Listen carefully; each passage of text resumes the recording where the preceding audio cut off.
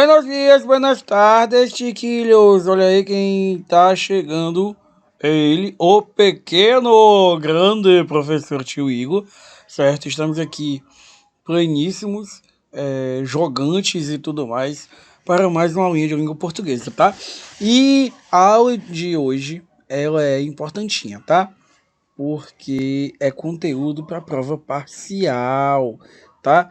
Conteúdo da prova parcial do quarto bimestre, porque o ano está acabando, finalmente, né, gente? Pelo amor de Deus, esse ano quase não termina. E o conteúdo que a gente viu na semana passada, né? Na verdade, é uma continuação do conteúdo que a gente viu semana passada. Semana passada a gente viu verbo, tá? E hoje a gente está dando uma olhadinha aí em flexão verbal, que é uma variante aí, né? Que é quando você pega o verbo e flexiona. Lembrando o que é flexão, né?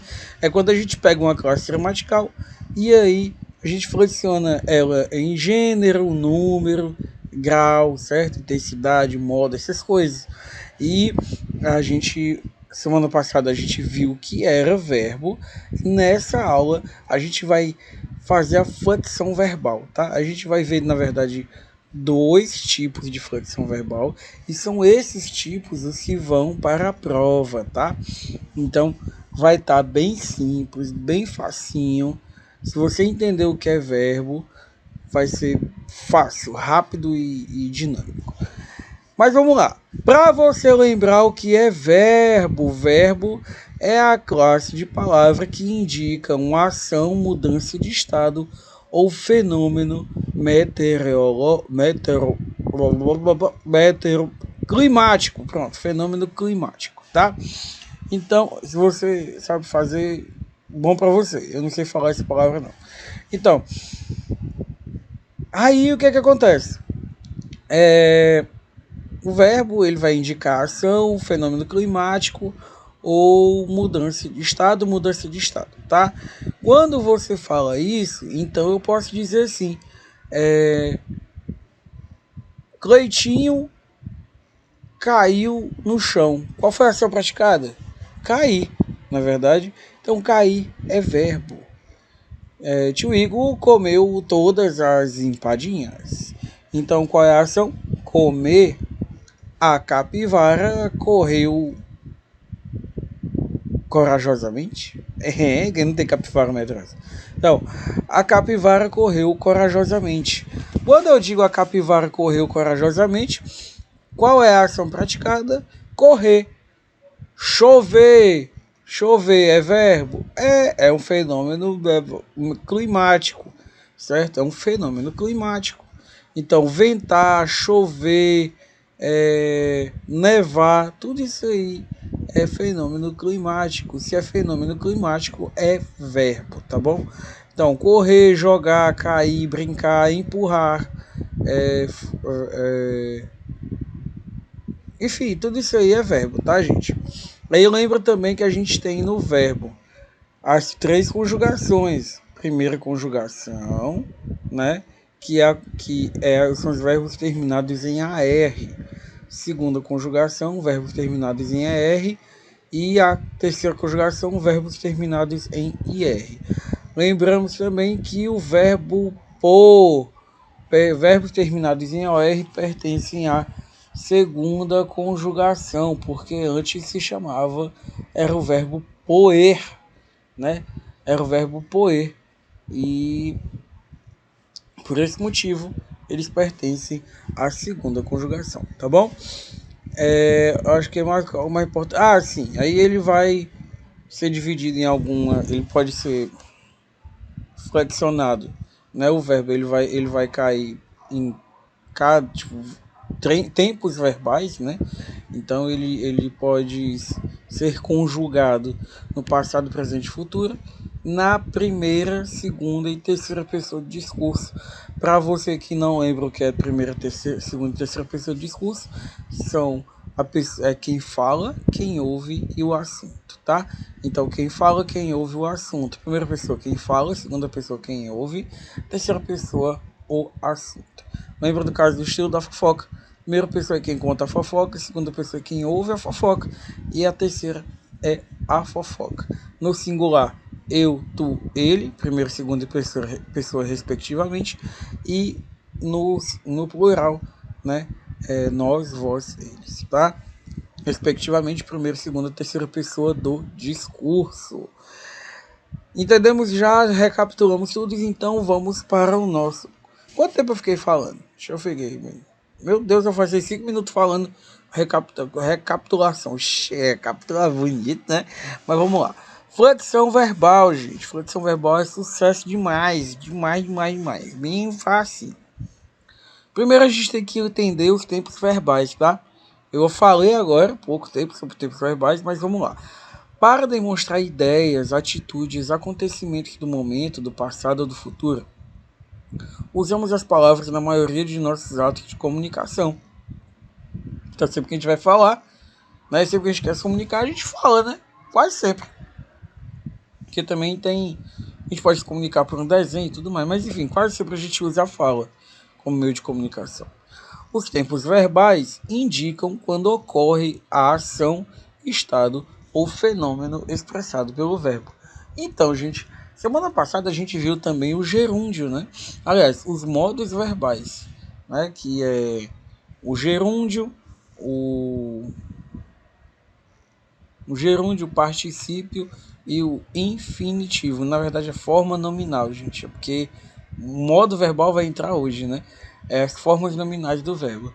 Então vai entrar aí, a gente viu as formas nominais. Infinitivo são os verbos terminados em AR, ER, IR e OR, tá? E aí o gerúndio são a continuação da ação, o verbo ele está acontecendo, né? Então, se jogar no infinitivo, no gerúndio ficaria jogando. No particípio, a ação já terminou e termina em ado, tá? Então, havia jogado. Show? Então, particípio é o próprio verbo, gerúndio, o particípio infinitivo é o próprio verbo, gerúndio, a ação está acontecendo e no particípio, a ação acabou.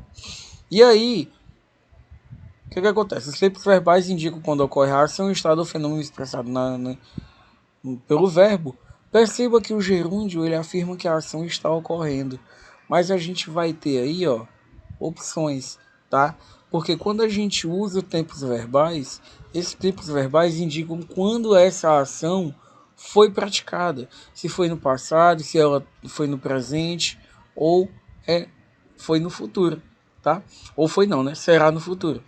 Então, quando eu digo isso, tá? Com os tempos verbais, eles eles estão indicando quando aconteceu, porque tá falando do quê? Se aconteceu no passado, vamos usar o passado. Se aconteceu agora, vamos usar o presente. Ou se irá acontecer, a gente usa o futuro, tá bom? Então, o professor, a gente vai ter aí, ó. Ah, sim. O verbo assume formas diferentes de acordo com o que quer se comunicar. Veja o que pode ocorrer com o verbo estar, por exemplo. Então, a gente vai ter aí o verbo estar como exemplo dessa mudança verbal, tá bom? Essa mudança do tempo verbal. Então, ó, o professor está aqui para ajudar. Então, nesse caso, o professor está em sala para ajudar. No outro caso, ó, o professor esteve aqui para... Ai, meu Deus, eu vou ter que ajeitar isso, gente. Tá todo errado isso aqui, peraí. Ai... Pronto, gente, tá ajeitadinho já. Agora vamos lá. Então, ó, o professor está aqui para te ajudar. Ele no presente ele está. O professor esteve aqui para te ajudar, né? Então, o professor está lá? Não, o professor não está lá. Ele esteve, não está mais. E o professor aí foi quando? Esse aí já é um passado, tá bom? Então, o professor estará aqui para te ajudar. Significa que o professor não está agora, nem veio antes, mas ele estará em breve, tá bom? Então, perceba aí presente, passado e futuro, tá? E aí a gente vai então entender o que é a flexão de tempo em si, né? Esse tempo verbal. O que é essa flexão de tempo? O fato expresso pelo verbo, a ação, estado, mudança de estado, fenômeno da natureza, situa-se no tempo, presente, passado ou futuro. Basicamente foi o que a gente já falou, né? Que essa flexão de tempo ela só mostra quando a ação ocorreu, se foi no passado, no presente ou no futuro, tá? Então aí a gente vai ver aqui os tempos verbais rapidinho. Presente não só indica o momento atual, mas procedimentos regulares ou situações permanentes. Então, basicamente, é a ação que está ocorrendo agora, tá? Exemplos: estou aqui, tomo medicamentos. O que eu posso fazer se ele é assim? Isso aí é minha mãe falando de mim quando eu estou comendo. Então, perceba que estou aqui no momento. Já eu estou aqui, eu não estive ou estarei, tá? Estou. Tomo medicamentos, no momento eu tomo medicamentos. O que eu posso fazer agora? Não posso fazer nada, tá? Já no pretérito, o pretérito ele indica o que? Passado, tá bom? Ele indica momentos anteriores, decorridos ou acabados. Então, eles fizeram mesmo isso, já fizeram, não vão mais fazer, nem estou fazendo. Eu não acreditava no que meus olhos viam, né? Eu não acreditava, gente, pelo amor de Deus. Acabou já foi, ó, faz tempo. Já e o futuro, como o próprio nome indica algo que está no futuro, que ainda será feito, indica acontecimentos que se realizarão. Exemplos: ganharei na loteria, dormirei o dia todo se for preciso. Esse aí eu sei, hein? Então, a partir desses três momentos, né? Surgem todos os tempos e modos existentes, tá? Então, isso aí essas partes são coisas que a gente vai ver lá na frente, que é o indicativo, subjuntivo e imperativo, tá? Mas, basicamente, é isso aí de tempos verbais. E aí, quando eu disse lá na frente, já é agora. Te enganei, né? Pensei que já tinha acabado. Acabou não, abestade, ó. Então, vamos lá, ó. Os modos verbais indicativo, subjuntivo e imperativo indicam as maneiras como os verbos se expressam. Então, quando eu estou falando de verbo, eu vou ter também os modos que eu vou usar o verbo, tá? Existem três modos: o indicativo, subjuntivo e imperativo. O primeiro é o indicativo, como o próprio nome diz, ele indica, né? Ele está falando de algo certo, uma certeza. Então, discursa muito bem. Eu estou apontando que fulano discursa muito bem. Se eu disser, eu comi todos os doces. Aí você vai dizer, tipo assim, eu estou afirmando isso. Eu estou indicando, estou afirmando isso. Tá no modo indicativo, tá? Aí você diz assim, mas ele pode estar mentindo. Mas não foi isso que ele disse. A gente está analisando apenas a fala. A gente não está analisando a intenção. Lembra-se disso. Isso aí é estudo de semântica. Quando eu estudo semântica, eu estudo a intenção, o sentido que tem por trás da oração. A gente está estudando apenas morfologia, né? Morfologia. E na morfologia a gente está vendo o verbo. Não é o que ele tem intenção, é o que ele falou. Então, discursa muito bem. Eu estou afirmando que aquela pessoa discursa muito bem, tá? No subjuntivo, ele exprime desejos, possibilidades, dúvidas. Então, talvez discurse bem à noite. Talvez é uma possibilidade. Pode ser que não seja, tá? Então, é uma possibilidade. No subjuntivo, eu tenho uma possibilidade, uma dúvida, tá? Um desejo, algo do tipo. Ai, meu Deus. E no imperativo, eu tenho o quê? Eu tenho uma ordem, tá? Então, no imperativo, eu vou ter ordem. Exemplo, discurse como ele. Estou dando uma ordem para você. E aí a gente vai ter um pouquinho mais detalhado com exemplos, tá? Então, como eu falei, o modo indicativo indica ações habituais, bem como expressa fatos presentes, como passados ou futuros. Então, são fatos certos, tá? Uma certeza que eu tenho. Então, eu tenho o modo indicativo. Exemplo, caminho todas as manhãs, caminhei ontem à noite e caminharei sábado à tarde. Então, isso são certezas que eu falo. Perceba que eu falo com toda certeza, eu caminho todas as manhãs. E eu caminhei ontem à noite também. Eu tô comprovando isso. Eu caminhei ontem à noite. E eu digo com certeza que amanhã eu caminharei. Que eu caminharei sábado à noite. À noite não, à tarde, né? Caminharei sábado à tarde. Porém, isso aí a Deus dará, né? Ninguém sabe o futuro de amanhã. Mas isso aí dá certeza dele que sábado à tarde ele vai caminhar, tá bom? Modo subjuntivo indica uma dúvida, uma incerteza, uma hipótese, uma possibilidade. tá? Exemplos. Espero que chova durante a noite, né? Eu espero que chova. Estou esperando que aconteça isso. Se chovesse, as plantas estariam regadas. Choveu? Não, se chovesse. Quando chover, o caso estará resolvido, né? Quando? Então, e o modo imperativo, como eu disse, é uma ordem. Ajude a senhora a atravessar a rua, soldado. E não ajude aqueles malandros. Então é isso aí, gente, tá? Se você tiver alguma dúvida, qualquer dúvida, pequenininha que seja, fala lá, certo? No grupo que eu estarei disponível. Caso eu não responda no horário, né, porque eu posso estar em aula e tudo, né, presencial, você vem no meu PV que eu tiro dúvidas, certo?